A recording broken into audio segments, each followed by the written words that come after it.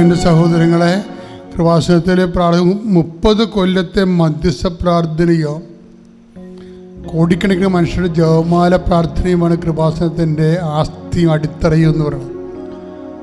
അതിൻ്റെ അടിസ്ഥാനത്തിലാണ് നിങ്ങൾക്ക് വേണ്ടി പ്രാർത്ഥിക്കുന്നത്. പിന്നെ കൃപാസന ആൾക്കാരെ ജീവനോടെ പ്രത്യക്ഷപ്പെട്ട് ദുരന്തമുണ്ടാകാൻ പോകുന്ന പ്രാർത്ഥിക്കണമെന്ന് ആരാധനമധ്യേ പറഞ്ഞ ദൈവ ആവശ്യത്തിൻ്റെ അടിസ്ഥാനത്തിലാണ് നിങ്ങൾ ഈ അൾത്താറയിൽ നിങ്ങൾക്ക് വേണ്ടി പ്രാർത്ഥിക്കുന്നത്. അതുകൊണ്ടാണ് ഇത്രയും സാക്ഷ്യങ്ങളും ലോകോത്തരമായ പുതിയ പ്രാർത്ഥനകളെല്ലാം ദൈവം വെളിപ്പെടുത്തിയത് അതിൻ്റെ അടിസ്ഥാനത്തിലാണ്. അതുകൊണ്ട് തന്നെ നിങ്ങളുടെ ആരാധന മുട്ടേ നിന്ന് കൈകൾ കൂപ്പിക്കൊണ്ടാണ് കൂരേണ്ടത്. എന്തുമാത്രം വിശ്വസിക്കുന്നു, എന്തുമാത്രം സമർപ്പിക്കുന്നു, എന്തുമാത്രം ആശ്രയിക്കുന്നുവോ അതിന് ആനുപാതികമായിട്ടായിരിക്കും നിങ്ങൾക്ക് അനുഭവങ്ങൾ ഉണ്ടാകണം. കർത്താവേ, എന്നെ കൂടി സാക്ഷിയാക്കണമെന്ന് പ്രാർത്ഥിക്കണം. എൻ്റെ കുടുംബത്തെ കൂടി കർത്താവെ നീ സാക്ഷിയാക്കണമെന്ന് പ്രാർത്ഥിക്കണം. കർത്താവ് പലതരത്തിലുള്ള അതായത് കമ്പോളങ്ങൾ നടത്തുന്നവർ, വ്യാപാര വ്യവസായങ്ങൾ നടത്തുന്നവർ, കമ്പനി പൊളിഞ്ഞു പോകുന്നവർ, പൂട്ടിപ്പോകാൻ പോകുന്നവർ, അങ്ങനെ വ്യത്യസ്തങ്ങളായ സങ്കടങ്ങൾ അനുഭവിക്കുന്നവരെല്ലാം ഇപ്പോഴും ആരാധനയും ഞങ്ങൾ സമർപ്പിച്ചു കൊണ്ടിരിക്കുകയാണ്. മാതാവ് ആ വിഷയം ഏറ്റെടുത്ത് ഈശോ കൊടുക്കണ വലിയ സ്വർഗീയ നിമിഷങ്ങളാണ്. എല്ലാ വിഷയങ്ങളും നിൻ്റെ ആഗ്രഹങ്ങൾ, നിൻ്റെക്ക് ഒരു എറ്റും പിടിയും കിട്ടാത്ത എന്ത് ചെയ്യണമെന്ന് അറിയാൻ പറ്റാത്ത കുഴങ്ങുന്ന അവസ്ഥയാണെങ്കിൽ ആ കുഴങ്ങുന്ന മാനസിക അവസ്ഥ, എന്ത് ചെയ്യണമെന്ന് അറിയാൻ പറ്റാത്ത അവസ്ഥ, എവിടെ തുടങ്ങണം, എങ്ങോട്ട് പോകണം എന്ന് തിരിയാൻ പറ്റാത്തൊരവസ്ഥ ഉണ്ടെങ്കിൽ കർത്താവ് എനിക്കൊരു പിടിയും കിട്ടില്ല, ഞാൻ എന്താണ് ചെയ്യേണ്ടതെന്ന് ചോദിച്ചുകൊണ്ട് അവസ്ഥ വിശുദ്ധീകരിച്ചുകൊണ്ട് ആരാധനയിൽ പങ്കെടുക്കണം. ശ്രദ്ധിക്കട്ടെ, ശ്രദ്ധിക്കട്ടെ, ശ്രദ്ധിക്കട്ടെ,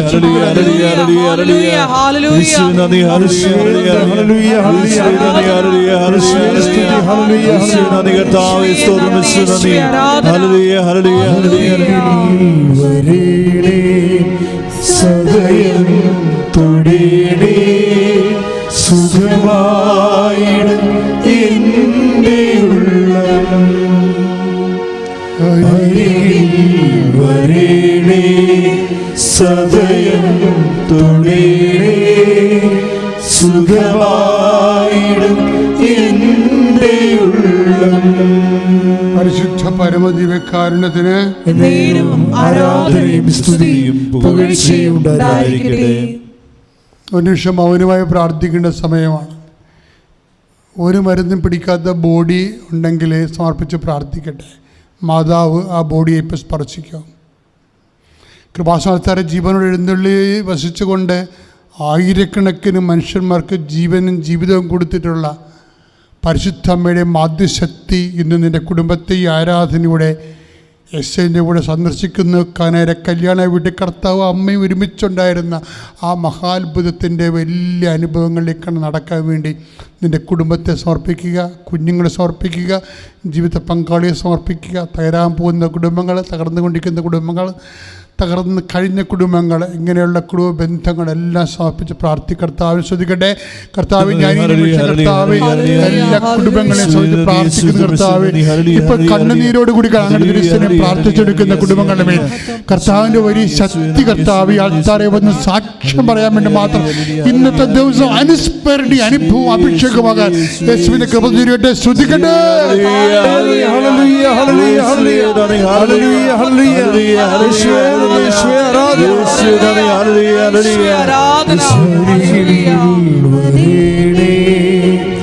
സദയം തൊടേടേ സുഖമായിടും എൻ്റെ ഉള്ളം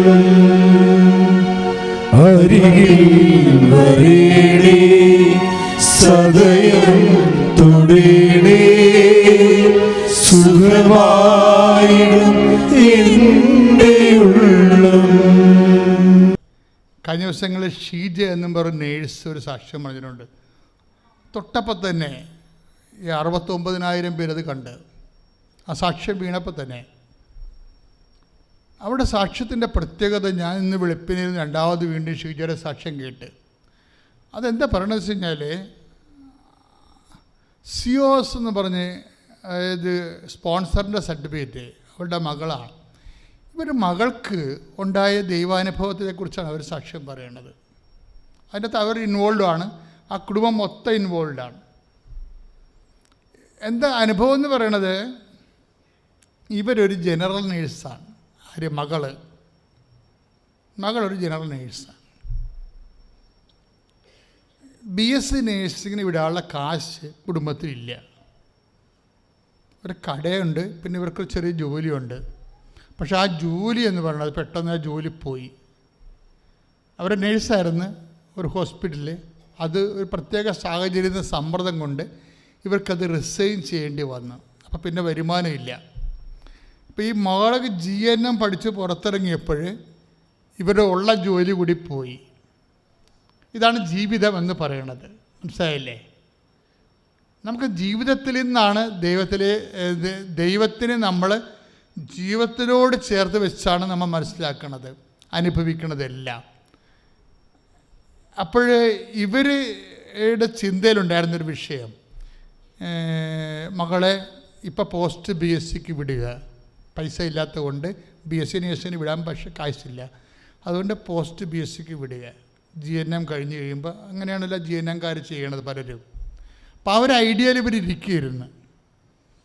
പക്ഷേ എന്താ സംഭവിച്ചു കഴിഞ്ഞാൽ കുറച്ച് കഴിയുമ്പോൾ മകൾ പറയും, ആദ്യം അമ്മ പറയണ കാര്യങ്ങൾ അവൾ അംഗീകരിച്ച്. കാരണം അമ്മയുടെ ജോലി പോയില്ല. ജോലി പോയത് കാരണം ഇനിയിപ്പോൾ പൈസയൊക്കെ കുറച്ച് ഉള്ള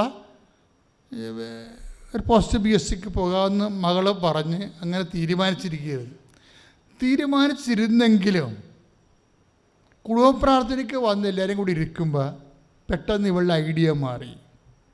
അപ്പോൾ ഞാനപ്പോൾ നോക്കി എവിടെയാണ് ഈ ഐഡിയ മാറണമെന്ന്. എവിടെയാണ്? അപ്പനും അമ്മയും മക്കളും കൂടി, ഒരു അപ്പനും ഒരാണൊരു പെണ്ണും ഉണ്ട്. ഈ 4 പേരും കൂടി കുടുംബപ്രാർത്ഥനയ്ക്ക് വന്ന് മുട്ടുകുത്തിയപ്പോൾ ഈ മകൾ പറയും, അമ്മ എനിക്കൊരു കാര്യം പറയാനുണ്ട്, ഞാൻ IELTSന് പോട്ടേന്ന് ചോദിക്കും. ശരിക്കും പറഞ്ഞാൽ എന്താ സംഭവിക്കണത്? അത് കേൾക്കുമ്പോൾ ഇവൾ മലയാളം മീഡിയത്തിൽ പഠിച്ചതാണ്, വലിയ ഇംഗ്ലീഷ് മീഡിയത്തിൽ പഠിച്ച ആളല്ല. അപ്പോൾ IELTSന് പോയാൽ പക്ക തോറ്റുപോകും. കാര്യം ഇവിടുത്തെ ഇംഗ്ലീഷ് മീഡിയംകാർക്ക് പോലും 3 പ്രാവശ്യമൊക്കെ എഴുതിയിട്ടാണ് ഇത് സാധനം പലപ്പോഴും കിട്ടണത്. അപ്പോൾ അമ്മ ഇവളുടെ മുഖത്ത് നോക്കി നോക്കും, പക്ഷേ നിനക്കത് കവർ ചെയ്യാൻ പറ്റുമോ? തന്നെയല്ലേ അമ്മ പറയും, ഇവൾ IELTSന് വിടാനുള്ള കാശ് എൻ്റെ കയ്യിലില്ല, കാരണം ഇതിൻ്റെ ജോലി പോയല്ലോ. അപ്പോൾ അതുകൊണ്ട് ഇവർ പരുങ്ങലാണ്. പക്ഷേ ഇത് എപ്പോഴാണ് ഈ ഐഡിയ വരണത്? കുടുംബപ്രാർത്ഥനയ്ക്ക്. അത് കാരണം അച്ഛൻ നിങ്ങൾ പറയണത്, നിങ്ങൾ പ്രെയർ ടൈം വളരെ ശ്രദ്ധിക്കണം. പ്രെയർ ടൈം, അതായത് ഇപ്പോൾ ഉടമ്പടി എടുത്ത സമയമായാലും ശരി, ഉടമ്പടി എടുക്കാത്ത പോലെ നടക്കുന്ന ആൾക്കാരില്ലേ, അവരാണ് ഗതികിട്ട പ്രേതമായിട്ട് നടക്കുന്നത്. ഉടമ്പടി എടുത്തവർ പക്ഷേ എന്നിട്ട് അവരുടെ വർത്തമാനം ചെയ്യലുമെല്ലാം ഉടമ്പടി എടുക്കാത്തവരെ പോലെയാണ്. ഇവരാണ് ഇതിൻ്റെ അകത്ത് പണി മേടിക്കണത്. കാര്യം ഉടമ്പടി എടുത്ത് കഴിയുമ്പോൾ നിങ്ങൾ എന്താ സംഭവമാണ്? നിങ്ങൾ ദൈവവുമായിട്ട് കമ്മ്യൂണിക്കേഷനിലാകും. എന്താണ്? ഇതൊരു ഉഭയകക്ഷിയായിട്ടുള്ള ഒരു പാരിറ്റി റിലേഷനാണിത്. എന്നുവെച്ചാൽ ദൈവം ഒരു കക്ഷി, പിന്നെ ആരാണ്? നിങ്ങൾ ഒരു കക്ഷി. മാധ്യസ്ഥ ആരാണ്? അമ്മയുടെ മാധ്യസ്ഥം എന്ന് പറഞ്ഞാൽ അൾട്ടിമേറ്റ് മീഡിയേഷനാണ്, ഇടയ്ക്കൊന്നുമില്ല. അൾട്ടിമേറ്റ് മീഡിയേഷൻ എന്ന് പറയുന്നത് ലാസ്റ്റ് ഓപ്ഷൻ, ഫുൾ ഓപ്ഷൻ പോലുള്ള പരിപാടിയാണ്. അമ്മ ഒരു തീരുമാനം എടുത്താൽ പിന്നീട് അതിൻ്റെ അകത്ത് ദൈവം പോലും വെള്ളം ചേർക്കത്തില്ല, ഒന്നും ചെയ്യത്തില്ല. അത് കാനായിൽ നമ്മൾ കണ്ടതാണ്. കാനായിലെ കല്യാണം 10,000 കൊല്ലം ഇവിടെ മനുഷ്യരാശി പഠിച്ചാലും പഠിച്ചു തീരത്തില്ല, അത്രയും സംഭവമാണത്. എന്താ കാര്യം? ഇവർക്ക് യേശുക്രിസ്തുവിനെ ഇൻട്രൊഡ്യൂസ് ചെയ്യുക എന്നുള്ള ഡ്യൂട്ടി ദൈവപിതാവ് അമ്മയെ ഏൽപ്പിച്ചിരിക്കുകയാണ്. എന്തുകൊണ്ടാണ് മരിയൻ മീഡിയേഷൻ ഇത്രയും അപ്രതിരോധ്യമാകാൻ കാരണം? ഇവിടെ കപ്പാസിറ്റി തന്നെയാണ്.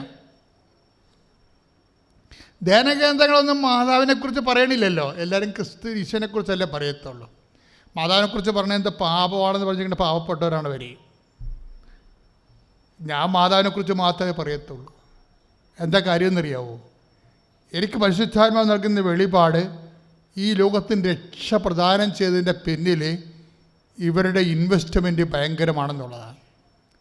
പിതാവാണ് ഇവരെ തിരഞ്ഞെടുത്തത്. ആദ്യം ഒരു ഉടമ്പടി നടന്നായിരുന്നല്ലോ. ആദ്യത്തെ ഉടമ്പടി ആദമായിട്ടും ഹവ്വായായിട്ടും അവരാ ഉടമ്പടിയെ ഉഴപ്പി.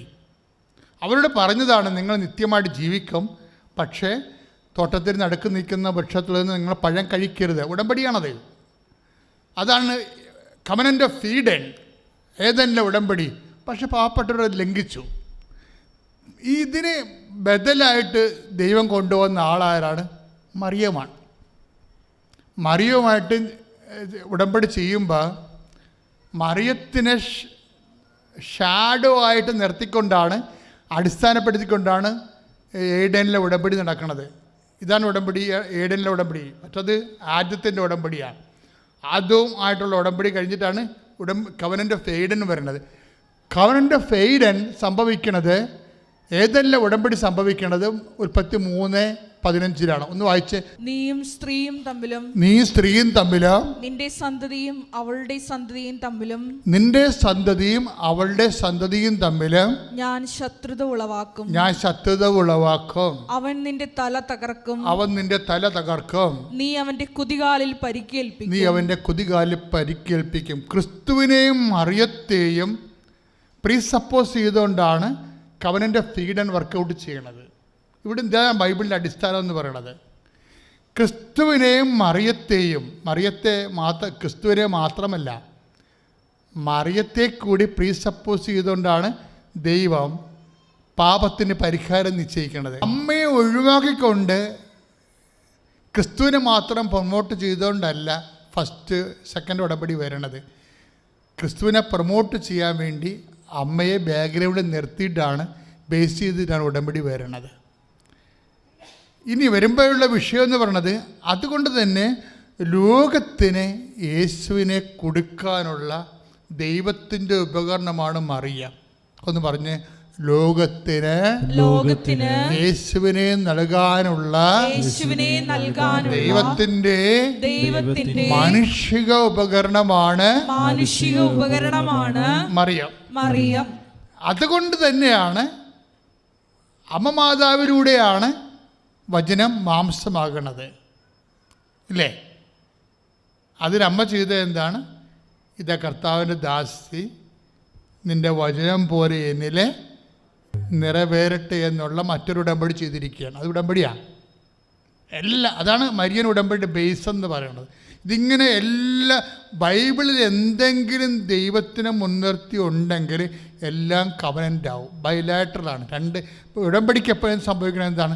2 കക്ഷികൾ വേണം. ഒന്ന് ദൈവവും ഒന്ന് മനുഷ്യനും. പിന്നെന്ത് വേണം ഉടമ്പടിക്ക്? ബൈലാറ്ററൽ എഗ്രിമെൻ്റാണ്. നിബന്ധന ഉണ്ടാവും. പിന്നെന്താണ്? നിയോഗം ഉണ്ടാവും. അവൻ തൻ്റെ ജനങ്ങളെ അവിടെ പാപങ്ങളിൽ നിന്ന് മോചിക്കും. അതാണ് അവൻ തൻ്റെ ജനങ്ങളുടെ, ഒന്ന് പറഞ്ഞേ, അവൻ തന്റെ ജനങ്ങളുടെ അവിടെ പാപങ്ങളിൽ നിന്ന് മോചിക്കും. അവരുടെ പാപങ്ങളിൽ നിന്ന് മോചിക്കും. മംഗളവാർത്തയിലെ മെയിൻ നിയോഗം അതാണ്. എന്താണ്? യേശുവിലൂടെ ലോകത്തിൻ്റെ പാപങ്ങളെ മോചിക്കുക എന്നുള്ളതാണ്. അതാണ് നിയോഗം. മനുഷ്യാവതാരത്തിൻ്റെ നിയോഗം, അൾട്ടിമേറ്റ് നിയോഗം അതാണ്. പാപത്തെ മാറ്റി നിർത്തിയിട്ട് ഒന്നും ചെയ്യാൻ പറ്റത്തില്ല. നിങ്ങൾ വിശുദ്ധീകരിക്കാതെ, ഞാൻ വിശുദ്ധീകരിക്കാതെ വേറെ ഇരുട്ട് കൊണ്ട് കൂട്ടടക്കാനോ കണ്ണടച്ച് ഇരുട്ടാക്കാനോ ഒന്നും പറ്റത്തില്ല. പ്രാർത്ഥിക്കുക, കർത്താവായ ദൈവമേ, ദൈവത്തിൻ്റെ പദ്ധതി പ്രകാരം സുവിശേഷ വിഹിതമായ വിശുദ്ധീകരണത്തിലേക്ക് ഞങ്ങളെ നയിക്കണമേ, ഞങ്ങളെ ഒരുക്കണമേ. ശ്രദ്ധിക്കട്ടെ.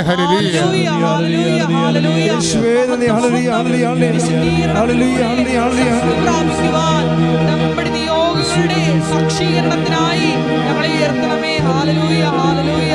മഹത്വം, മഹത്വം.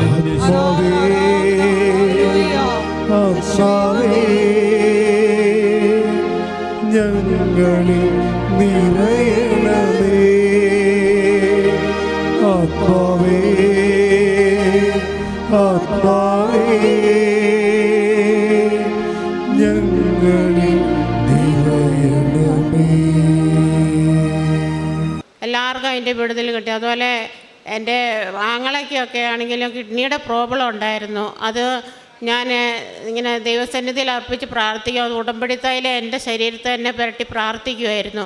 അതിൻ്റെ ഫലമായി ആങ്ങളയ്ക്കും വിടുതൽ കിട്ടി, കിഡ്നിയുടെ പ്രോബ്ലത്തിൽ നിന്നെല്ലാം വിടുതൽ കിട്ടി. അതുപോലെ എൻ്റെ ചേച്ചിയുടെ ഹസ്ബൻഡിനും ക്യാൻസറിൻ്റെ പ്രോബ്ലം ഉണ്ടായിരുന്നു, തൊണ്ടയ്ക്കായിരുന്നു. അത് ഞാൻ ഉടമ്പടി തൈലം വെച്ച് ഇങ്ങനെ എനിക്ക് എൻ്റെ ശരീരത്തിൽ വെച്ച് ഞാൻ പ്രാർത്ഥിക്കുമായിരുന്നു, കുരിശ് വരച്ച്. അതിൻ്റെ ഫലമായി ചേട്ടനും സൗഖ്യം കിട്ടി. അങ്ങനെ ഇപ്പോൾ കല്യാണം കഴിഞ്ഞ് ഇപ്പോൾ ഞാൻ അമ്മായിയമ്മയ്ക്ക് വേണ്ടി ഞാൻ കുറേ അമ്മയ്ക്ക് കാലിൻ്റെ ഓപ്പറേഷനൊക്കെ കഴിഞ്ഞ സമയത്ത് ഞാൻ ഉടമ്പടി തൈലം പുരട്ടി പ്രാർത്ഥിക്കുമായിരുന്നു. അതിൻ്റെ ഫലമായി ഒത്തിരി വിടുതൽ, എല്ലാത്തിനും വിടുതൽ കിട്ടി. കാലിൻ്റെ വേദനയ്ക്കാണെങ്കിലും അതുപോലെ ഓരോരോ പ്രോബ്ലത്തിനും ഞാൻ പ്രാർത്ഥിച്ചതിൻ്റെ ഫലമായി ഒത്തിരി വിടുതൽ ഈശോയും അമ്മ മാധവും നൽകി. അങ്ങനെ ജോലിക്കും അവിടെ ഡൽഹിയിലായിരുന്നപ്പോൾ എനിക്ക് ഒത്തിരി തടസ്സങ്ങളൊക്കെ ഉണ്ടായിരുന്നു. അങ്ങനെ പ്രാർത്ഥിക്കുന്നതിൻ്റെ ഫലമായി എനിക്ക് ജോലി ശരിയായി, ജോലിയിലൂടെ അങ്ങനെ നടത്തിച്ച് അങ്ങനെ അമ്മമാത ഇത്രയെല്ലാം എന്നെ അനുഗ്രഹിച്ചു. അതുപോലെ സജിയേട്ടനും ആണെങ്കിലും പല അസുഖത്തിനും അതുപോലെ എല്ലാത്തിനും വേണ്ടി ഞാനിങ്ങനെ പ്രാർത്ഥിക്കുമായിരുന്നു. അതിനും അമ്മ വിടുതൽ കൊടുത്തു. ഉടമ്പടി തൈലത്തിനും ഉപ്പിൻ്റെയും നേർച്ചവസ്തുവിൻ്റെ ഫലമായി എല്ലാത്തിനും ഞങ്ങൾ വിടുതൽ കിട്ടി. അല്ലെ അമ്മ മാധവൻ തിരുവാൻ തന്ന ഈ അനുഗ്രഹത്തിനായി എത്ര നന്ദി പറഞ്ഞാലും മതിയാകത്തില്ല. കോടാനുകോടി സ്തുതി സ്വത്തുക്കൾ. പ്രേക്ഷിത വേല ഞാൻ ഇവിടുന്ന് പത്രം മേടിച്ചുകൊണ്ട് പോകുമായിരുന്നു, ഹിന്ദി, ഇംഗ്ലീഷും മലയാളവും. അങ്ങനെ അവിടെ എല്ലാം അത് വിതരണം ചെയ്യും. അവിടെ ഞാൻ ഒരു കാൻ മാർക്കറ്റ് എന്ന് പറഞ്ഞാൽ മാതാവിൻ്റെ ഒരു ചർച്ചുണ്ട്. അവിടെ ഞാൻ അവിടെ പുറത്തിരിക്കുന്ന കുറേ പേരുണ്ട്, അങ്ങനെ വിഷയാചിക്കുന്നു. അങ്ങനെ അവർക്കെല്ലാം ഞാൻ ഓരോന്നൊക്കെ മേടിച്ച് കൊടുക്കുകയും ചെയ്തു. അതുപോലെ ഇവിടെ വന്ന് കേരളത്തിൽ ഞാനിങ്ങനെ പ്രേക്ഷിത വേലയായിട്ട് ഞാൻ ഇവിടെ എടുത്തോ അവിടെ പള്ളിയിൽ പോയപ്പോഴും അവിടെ റോഡിൽ കൂടെ നടന്ന് കടകളിലൊക്കെ പത്രം കൊടുക്കുകയും അതുപോലെ ഓട്ടോ ഡ്രൈവർമാർക്ക് പത്രം കൊടുക്കുകയും അതുപോലെ ഓരോരുത്തരും എൻ്റെ അടുത്ത് തന്നെ ഇങ്ങനെ പത്രം ചോദിച്ചുകൊണ്ട് വന്നു. അവർക്കെല്ലാം ഞാൻ പത്രം വിതരണം ചെയ്തു. അതുപോലെ നെടുങ്കുന്നത്തും അതുപോലെ തന്നെ ഞാൻ പത്രം കൊടുക്കുകയും അവിടെ അനാഥാലയത്തിൽ പൈസ കൊടുത്ത് സഹായിക്കുകയും ചെയ്തു. അതുപോലെ പൊതിച്ചോറുകളും ഒക്കെ ഞാനിങ്ങനെ പള്ളിയിൽ പോകുമ്പോഴെല്ലാം ഞാൻ അങ്ങോട്ട് പുറത്തിരിക്കുന്നവർക്കെല്ലാം പൊതിച്ചോറും കൊടുക്കുമായിരുന്നു. അമ്മയും തിരുകുമാരൻ തന്ന ഇത്ര അനുഗ്രഹത്തെ 1000 നന്ദിയും സ്തോത്രങ്ങളും അർപ്പിക്കുന്നു. എൻ്റെ പേര് മിനി. ഞാൻ തിരുവനന്തപുരം ജില്ലയിൽ വെഞ്ഞാറമൂട് എന്ന സ്ഥലത്ത് നിന്ന് വരുന്നു. ആദ്യമായി ഈ കൃപാസനത്തെക്കുറിച്ച് ഞാൻ അറിയുന്നത് എൻ്റെ ഭർത്താവിൻ്റെ ജ്യേഷ്ഠൻ്റെ ഭാര്യയിലൂടെയാണ്. എൻ്റെ ഭർത്താവ് 2021 മുതൽ ഡയാലിസിസ് എടുത്ത് വരുന്ന ഒരു വ്യക്തിയാണ്. അദ്ദേഹത്തിന് ആദ്യ സമയങ്ങളിൽ ഡയാലിസിസ് സ്റ്റാർട്ട് ചെയ്ത സമയങ്ങളിൽ ഡയാലിസിന് പോയി കഴിഞ്ഞാൽ നടന്ന് കയറി ഡയാലിസിസ് റൂമിൽ പോകും, തിരിച്ച് ഇറങ്ങുന്നത് വീൽ ചെയറിൽ. അങ്ങനെ ഒരവസ്ഥ, ഒന്നുകിൽ ട്രോളി അല്ലെങ്കിൽ വീൽ ചെയറിൽ. അതായത് ഡയാലിസിസ് എടുത്ത് കഴിയുമ്പോൾ ഛർദ്ദിച്ച് അവശനായാണ് തിരിച്ചു കൊണ്ടിറങ്ങുന്നത്. ഇങ്ങനെ പോയിക്കൊണ്ടിരിക്കുന്ന സമയത്താണ് ഞങ്ങൾ കൃപാസനത്തെക്കുറിച്ച് അറിഞ്ഞ് ഞാൻ ഇവിടെ വരാൻ ഇടയായി. 2022 മെയ് മാസത്തിൽ ഞങ്ങൾ ഇവിടെ വന്നു ഉടമ്പടി എടുത്തു. അന്ന് തന്നെ അച്ഛനെ കാണാനുള്ള അവസരവും ഞങ്ങൾക്ക് കിട്ടി. അതിനുശേഷം ഞങ്ങൾ ഇവിടെ നിന്ന് കൊണ്ടുപോയ ഉടമ്പടി നേർച്ച വസ്തുക്കൾ നിരന്തരമായി ഞാൻ എൻ്റെ ഭർത്താവിന് കൊടുക്കുമായിരുന്നു. ആ ഉടമ്പടി വസ്തുക്കൾ ഉപയോഗിച്ചതിന് ശേഷം ഇപ്പോൾ എൻ്റെ ഭർത്താവ് ആ നിമിഷം മുതൽ സ്വന്തമായി 2 വീലർ ഓടിച്ച് ഡയാലിസിന് പോവുകയും തിരിച്ച് അതുപോലെ സ്വന്തമായി തന്നെ തിരിച്ചു വരുന്ന ഒരവസ്ഥയുമാണ് ഉണ്ടായിരിക്കുന്നത്. 2022 ഉടമ്പടി എടുത്തതിന് ശേഷം ഞങ്ങൾ അവിടെ മെഡിക്കൽ കോളേജിൽ മൃതസഞ്ജീവി എന്ന് പറയുന്നൊരു ഡിപ്പാർട്ട്മെൻ്റ് ഉണ്ട്. അതായത് അവയവം മാറ്റി വയ്ക്കുന്നതിന് വേണ്ടി അപേക്ഷ ഇടുന്ന സ്ഥലമാണ്. ഞാൻ അവിടെ അപേക്ഷ ഇട്ടിരുന്നു. ഇപ്പോൾ ഞങ്ങളുടെ സീനിയാരിറ്റി ആയി എന്ന് പറഞ്ഞ് അവിടെ നിന്ന് വിളിച്ചിട്ടുണ്ട്. എത്രയും പെട്ടെന്ന് ഓപ്പറേഷത്തിനുള്ള എല്ലാ സജ്ജീകരണങ്ങളും ഒരുങ്ങിയിരിക്കണം എന്നാണ് ഞങ്ങളോട് അവിടെ നിന്ന് അറിയിച്ചിരിക്കുന്നത്. എന്തായാലും കിഡ്നി മാറ്റിവെച്ചെങ്കിൽ മാത്രമേ ഇദ്ദേഹത്തിന് പൂർണ്ണമായും ഡയാലിസിൽ നിന്ന് മാറാനുള്ള അവസ്ഥ ഉണ്ടാകത്തുള്ളൂ. അതിനുവേണ്ടി ഞങ്ങളിപ്പോൾ പരിശ്രമിച്ചുകൊണ്ടിരിക്കുന്നു. ഞാനൊരു പമ്പിലാണ് ജോലി ചെയ്യുന്നത്. അപ്പോൾ ഇതാണ് എൻ്റെ ആദ്യത്തെ സാക്ഷി. ഇദ്ദേഹത്തിൻ്റെ രോഗസൗഖ്യമാണ്. പിന്നെ രണ്ടാമത്തെ സാക്ഷി എന്ന് പറയുമ്പോൾ ഞാൻ ഒരു പമ്പിലാണ് വർക്ക് ചെയ്യുന്നത്. അവിടെ എൻ്റെ കൂടെ ജോലി ചെയ്യുന്ന ഒരു ചേച്ചി മകളുടെ വിവാഹത്തിന് വേണ്ടിയിട്ട് ആ കുട്ടിയുടെ കാര്യം ഞാൻ എൻ്റെ നിയോഗത്തിൽ വയ്ക്കുകയും ആ നിയോഗത്തിൽ വെച്ച് 1 മാസം ആയപ്പോഴേക്കും അതിന് ഒരു നല്ലൊരു വിവാഹബന്ധം വന്നു ചേരുകയും ഇപ്പോൾ വിവാഹം കഴിഞ്ഞ് 1 വർഷം കഴിയുകയും ചെയ്തു. അതെൻ്റെ രണ്ടാമത്തെ സാക്ഷ്യമാണ്. പിന്നെ മൂന്നാമത്തെ സാക്ഷി എന്ന് പറയുന്നത്, എനിക്ക് ഈ 18 വർഷത്തോളമായി പൈൽസിൻ്റെ അസുഖം നിമിത്തം ഞാൻ വളരെ ബുദ്ധിമുട്ടിയിരുന്നു. കാരണം ഞാൻ ജോലിക്ക് ചെന്നാൽ എനിക്ക് അവിടെ കസേരയിൽ ഇരിക്കാൻ പറ്റില്ല, അത്രയ്ക്ക് വേദനയാണ്. ആരോടും എനിക്ക് പറയാനും പറ്റില്ല. എനിക്കിങ്ങനെ അപ്പോൾ എല്ലാവരും ചോദിക്കും, നീ എന്ത് ഇരിക്കാതെ ഇങ്ങനെ നിൽക്കണം? അപ്പോഴും ഞാൻ ഓരോ ഒഴിവുകൾ പറയുമായിരുന്നു. പക്ഷേ ഇവിടുത്തെ നേർച്ച വസ്തുക്കൾ ഉപയോഗിച്ചതിന് ശേഷം ഇന്നേ വരെ എനിക്ക് ആ ഒരു ബുദ്ധിമുട്ട് ഉണ്ടായിട്ടില്ല. നാലാമത്തെ എൻ്റെ സാക്ഷ്യം, എൻ്റെ മകന് 2023 ഡിസംബർ 18 എന്നെ ജോലിക്ക് കൊണ്ടാക്കി തിരിച്ച് വീട്ടിലോട്ട് പോകുന്ന സമയത്ത് അവനെ ഒരു ആട്ടോ ഇടിച്ച് ആക്സിഡൻ്റായി. അവൻ്റെ ഇടത് കാലിൻ്റെ മുട്ടിൻ്റെ ചിരട്ട 2ആയിട്ട് പൊട്ടി മാറി. അതിനെ ഡോക്ടർമാർ സർജറി ചെയ്തു, കമ്പിയിട്ടു. അവർ പറഞ്ഞതെന്ന് പറയുമ്പോൾ 3 മാസമെങ്കിലും പൂർണ്ണമായി റെസ്റ്റ് എടുക്കണം, 2 മാസമെങ്കിലും പ്ലാസ്റ്ററിൽ കഴിയണം എന്നാണ് ഞങ്ങളോട് പറഞ്ഞത്. ഇദ്ദേഹത്തിന് സുഖമില്ല. എൻ്റെ മകൻ ഇങ്ങനെയായി. ഞാൻ ആകെ വിഷമിച്ചു. ഞാൻ മാതാവിനോട് പ്രാർത്ഥിച്ചു. എൻ്റെ കുട്ടിയെ ഓപ്പറേഷൻ കഴിഞ്ഞ് കൊണ്ടുവന്ന് വാർഡിലോട്ട് കൊണ്ടുവന്ന് കിടത്തിയപ്പോൾ അവൻ എന്നോട് പറഞ്ഞു, അമ്മ എൻ്റെ കാല് പോയെന്നാണ് തോന്നുന്നത്, ഇനി എനിക്ക് എണീച്ച് നടക്കാനൊന്നും സാധിക്കില്ല. ഞാൻ പറഞ്ഞു, മക്കൾ വിഷമിക്കേണ്ട, നമ്മളെ കൂടെ ഇന്ന് മാതാവുണ്ട്, നമ്മളെ ഒരു കാലത്തും നമ്മളെ ശക്തി കൈവിടില്ല എന്ന് പറഞ്ഞു. അവൻ രാത്രി വളരെ വേദനിച്ച് അവൻ വയലൻ്റ് ആവുമെന്ന് വെച്ചാൽ പെട്ടെന്ന് പോയി ഡോക്ടറെ വിളിച്ചിട്ട് വാ, നിങ്ങൾ എന്തോന്ന് നോക്കിക്കൊണ്ട് നിൽക്കണം എന്ന് പറഞ്ഞിട്ട് എൻ്റെ മുമ്പ് ശരിക്കും രോഷമായിട്ട് സംസാരിക്കും. ഞാൻ വിശ്വാസ പ്രമാണം ചൊല്ലി അവൻ്റെ നെഞ്ചിൽ കാശ് രൂപം എടുത്ത് പിടിച്ച് നെറ്റിയിൽ കുരിശ് വരച്ചു കൊടുക്കും. കുരിശ് വരച്ച് അല്പം കഴിയുമ്പോൾ എൻ്റെ കുട്ടി ഉറങ്ങും. പിന്നെ വീണ്ടും അവൻ കുറേ കഴിയുമ്പോഴായിരിക്കും ഉണരുന്നത്. ഞാൻ ഈ ആശുപത്രി 4 ദിവസം ഞാൻ മെഡിക്കൽ കോളേജിൽ അവിടെ കിടന്നു. ഈ 4 ദിവസവും ഞാൻ ഇത് ചെയ്ത് അവനെ ഉറക്കി. അത് കഴിഞ്ഞ് തൊട്ടടുത്തുള്ള താലൂക്ക് ഹോസ്പിറ്റലിലേക്ക് മാറ്റി.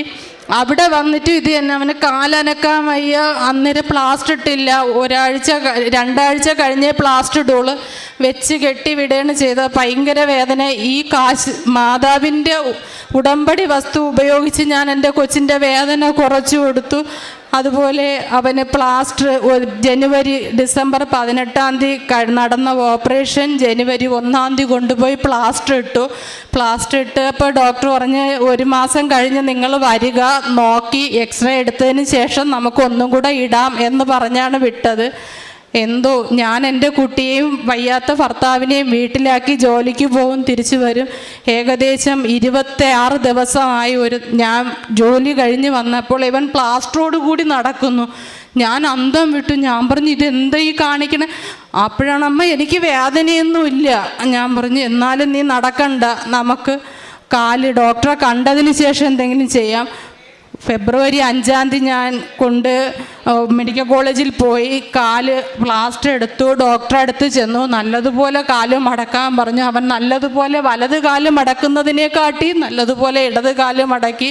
എൻ്റെ കുട്ടിക്ക് ആ 1 മാസം പ്ലാസ്റ്റർ ഇട്ട് കിടന്നതിന് ശേഷം അവൻ വീട്ടിൽ വന്ന് സുഖമായിട്ട് നടക്കുന്നു. ഉടമ്പടി നേർച്ച വസ്തു തന്ന സൗഖ്യമാണ് ഞങ്ങൾക്കിത്. പിന്നെ ചേച്ചി പറഞ്ഞെങ്കിലും ഞാൻ ഭർത്താവിൻ്റെ ഈ ഒരു അവസ്ഥയും ഞാൻ ഒറ്റയ്ക്ക് ജോലി ചെയ്ത് ഇദ്ദേഹത്തിൻ്റെ അസുഖം 3/4 ദിവസം, അതായത് മാസത്തിൽ 20 ദിവസവും ഹോസ്പിറ്റലിൽ പോകാനേ എനിക്ക് നേരമുള്ളൂ. ഡ്യൂട്ടിക്ക് പോകാൻ പറ്റൂല. അപ്പം അതിനത്രയും ലീവും പൈസയും ഇല്ല. അങ്ങനെ ഇരിക്കുന്ന സമയത്താണ് ഞാൻ ഇത് അറിയുന്നത്. ചേച്ചി പറഞ്ഞപ്പോൾ ഞാൻ പറഞ്ഞു, എങ്ങനെയെങ്കിലും എനിക്ക് അസുഖം കുറയും, ഞാൻ എവിടെ വേണോ വരാം, എനിക്ക് അതിലൊന്നിലും ഒരു കുഴപ്പമില്ല. പക്ഷേ വരാനായിട്ട് എൻ്റെ കയ്യിൽ ഒരു നിവർത്തിയില്ലായിരുന്നു. ആ സമയത്ത് ഞങ്ങൾക്ക് ദൈവമായിട്ടൊരു വഴി കാണിച്ചു തന്നു. എൻ്റെ ഭർത്താവ് ഒരു ഭാഗ്യക്കുറി എടുക്കാത്ത വ്യക്തിയാണ്. പക്ഷേ എന്തോ മനസ്സിൽ തോന്നി അദ്ദേഹം ഒരു ഭാഗ്യക്കുറി എടുത്തു. അതിൽ 5000 രൂപ ഞങ്ങൾക്ക് പ്രൈസ് അടിച്ചു. ആ പൈസയിലാണ് ഞാൻ ഇവിടെ വന്നത്. അത് ദൈവം എനിക്ക് മാതാവ് കാട്ടിത്തന്ന വഴിയായിട്ടാണ് ഞാൻ കാണുന്നത്. പിന്നെ കാരുണ്യ പ്രവർത്തി എനിക്ക് അങ്ങനെ വലുതായിട്ട് ആർക്കും ഒന്നും കൊടുക്കാനായിട്ട് എൻ്റെ കയ്യിൽ കിട്ടില്ല. ഈ ഒരു പമ്പിൽ നിന്ന് കിട്ടുന്ന വരുമാനം ഇദ്ദേഹത്തിൻ്റെ ഡയാലിസ്, മക്കളെ പഠിത്തം.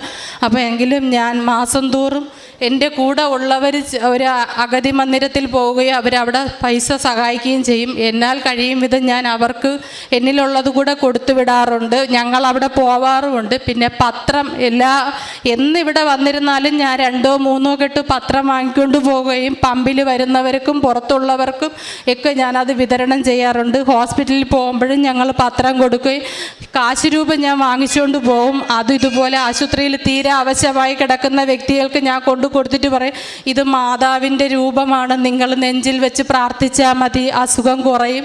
അങ്ങനെ ഞാൻ ചെയ്യാറുണ്ട്. പിന്നെ പാവങ്ങൾക്ക് തീരെ വെള്ളം കുടിക്കാൻ നിവൃത്തിയില്ലാന്ന് നമുക്ക് കാണുമ്പോൾ മനസ്സിലാവില്ല, വഴിയോരത്തൊക്കെ അവർക്കൊക്കെ ഞാൻ എൻ്റെ കയ്യിൽ പൈസ ഉള്ളതുപോലെ ഞാൻ സഹായിക്കാറുണ്ട്. ഇതൊക്കെയാണ് എൻ്റെ കാരുണ്യ പ്രവർത്തികൾ. ഇത്രയും ഞങ്ങൾക്ക് തന്ന ദൈവമാതാവിനും തിരുക്കുമാരനും കോടാനുകൂടി നന്ദി അർപ്പിക്കുന്നു.